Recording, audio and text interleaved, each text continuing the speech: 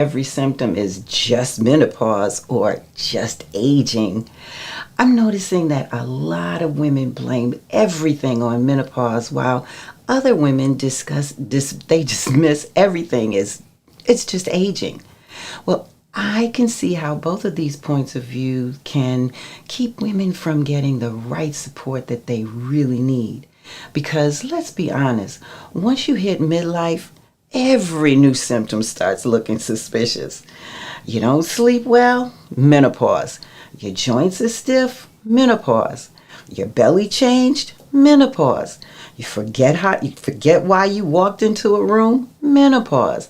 Your knees sound like a bag of crushed potato chips. Okay, that might be aging. But seriously, not everything is menopause, and not everything is aging. Sometimes it's hormones. Sometimes it's lifestyle. Sometimes it's stress. Sometimes it's a normal part of just getting older. And sometimes it's your body waving a little red flag saying, "Excuse me, we need to check this out." Welcome to Midday Menopause. I'm Bette, and we're talking today about how to tell the difference between symptoms of menopause and signs of aging. Because when you understand what may be happening in your body, you can start making better decisions. Now, before we jump in, let's put this in the chat. What symptoms made you ask, is this menopause or am I just tired of everybody? Is it a lack of sleep, brain fog, belly fat, joint pain, hot flashes, low energy, mood changes, dry skin, or is it something else? Let's just be clear. What is going on? What's going on? So here's the question I've been thinking about. Do we need to medicate menopause? Now, let me be clear. I'm not anti-medication. I'm not anti-hormone therapy. I'm not anti-doctor, but I am pro information, pro options, and pro women making informed decisions. But now that I'm in my 70s, I started asking a bigger question. Yes, menopause affects every system in the body, but at what point do we also acknowledge that some of what we are experiencing may be part of the aging process? And how do we support our bodies naturally while also knowing when it's time to get professional help? So let's get into this because some of the symptoms overlap. And when symptoms overlap, women can either overreact, ignore them, or blame themselves. And we're not doing any of that today. Today, we're going to get clear. So symptoms connected to hormonal changes around perimenopause and postmenopause may include, hey, Marianne. Low mood and motivation. Okay, I see you. But we're going to talk about that today. So, what are we talking about? Some of these may include irregular periods or periods becoming further apart, hot flashes, night sweats, sleep disruption, mood swings, irritability, anxiety, brain fog or forgetfulness, vaginal dryness, painful sex, changes in sex drive, urinary tract infections or bladder changes, breast tenderness, headaches, cravings, weight changes. Now, does every woman experience all of these? No. But do all of these automatically mean menopause? Also no. But these are symptoms that many women notice during the menopause transition. And here's where it gets interesting.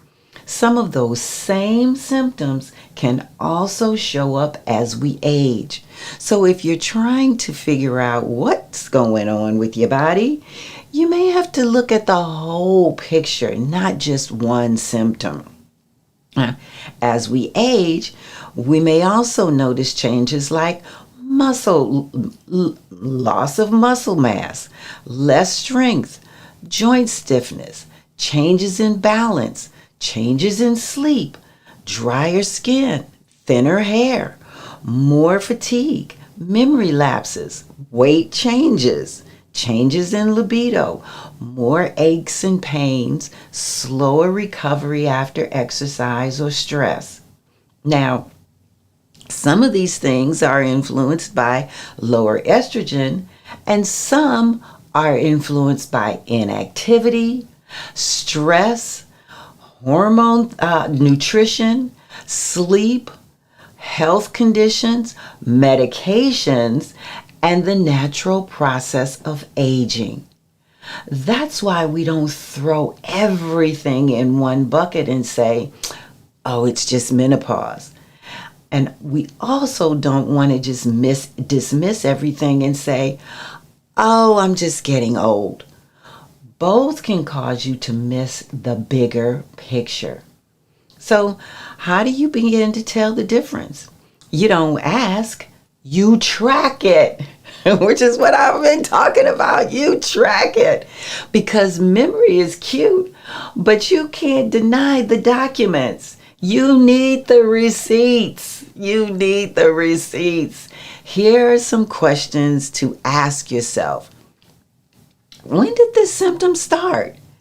Did it start around changes in my cycle? Did it start after a stressful life event? Did it start after I stopped moving as much? Did it start after poor sleep became normal? Is it getting worse? Is it getting better? Is it staying the same? Is it related to my nutrition? Is it occasional? Or is it interfering with my daily life? Is there pain, bleeding, dizziness, chest discomfort, unexplained weight loss, or anything that feels sudden or severe? Now, that's how you begin to separate the menopause pattern from an aging pattern, a lifestyle pattern, or a medical red flag. Now, let's talk about what you can do naturally, because I don't want women feeling helpless, and I don't want you to feel helpless. There are plenty of things that you can start to do today. For joint for joint stiffness, muscle weakness, or muscle loss, start with strength training. And no, that doesn't mean you have to train like a bodybuilder. Although, listen, I wouldn't be mad at you if you did. But strength training supports muscle, bones, your balance, metabolism, confidence, and your independence. In midlife and beyond is not vanity. It's freedom. That muscle is freedom. Because you don't want to have people depending. You don't want to have to depend on other people to take care of you. And muscle will help you be independent in that way. Now, for sleep problems, create a calmer sleep routine. Turn off your electronics earlier. Dim the lights. Try reading, meditation, or deep breath work. Keep your bedroom calm. Talk to your healthcare provider about whether magnesium glycinate is appropriate for you at night, especially if you take medications or have kidney issues. Sleep is not a luxury. The body repairs at rest. Now, for vaginal dryness or painful sex, try a quality lubricant or a vaginal moisturizer. And please hear me, painful sex is not something you have to tolerate. Vaginal dryness and painful sex are common in menopause, but common doesn't mean you have to suffer in silence. If it continues, talk with a menopause-informed clinician for recommendations. And for hot flashes and night sweats, start noticing your triggers. For some women, it may be alcohol, spicy food, stress, poor sleep, overeating, caffeine, or anxiety. You can use calming statements or affirmations throughout the day. Sometimes use something like, I am safe in my body. I can pause before I react. I can support my body one choice at a time. And yes, mindfulness meditation, breath work, and calming routines can help some women regulate stress and feel more grounded. Put these affirmations everywhere, on your mirror, on your computer screen, on your phone. Stick them, in your phone, in your notes. Put them everywhere where you can see them regularly, and they will be there when you need them to calm you down. Now, for weight changes, cravings, and energy swings, clean up your nutrition without making it complicated. Focus on protein, fiber, colorful vegetables, water, because that is a nutrient, and fewer ultra-processed foods. The objective is to lean into making healthier choices, because if your body is changing, your strategy has to change too. For memory challenges, write that stuff down. Use your planner. Use your notes app, your sticky notes, your calendar, or reminders. There is no shame in using these tools. You have more important things to think about than trying to remember every single thing that's floating around in your head. Now, here's the part I do not want you to miss. Natural strategies are powerful, but they are not a replacement for medical care when something is sudden, severe, unusual, or interfering with your life. If your symptoms are sudden, if they're severe, if they're getting worse, or interfering with your sleep, work, intimacy, movement, mood, or are so severe that they interfere with your daily life, talk to a clinician who understands menopause and aging.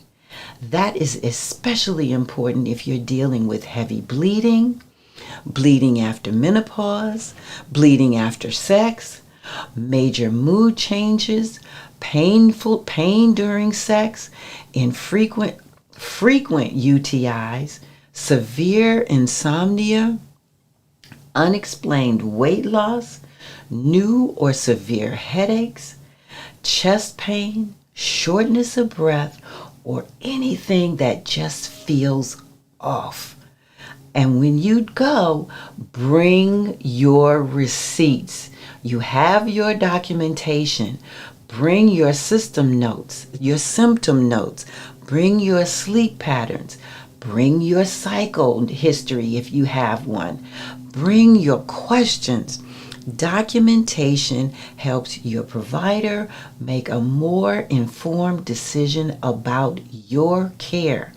And you can be more empowered when you go to your clinician, because you don't want to be sitting there saying, oh, I think it was such and such a day, or I'm not sure when this happened.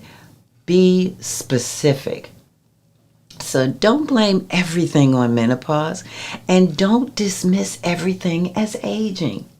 And don't ignore your body, what your body is trying to tell you. Get curious. Track your symptoms. Support your body naturally, and know when to get professional help. Because aging, well, it doesn't mean pretending that nothing is changing. It means learning how to live powerfully in the body you have now. Subscribe if this has been helpful, and join me on the next Midday Menopause. See you next time, and remember, this is your life. Live it well.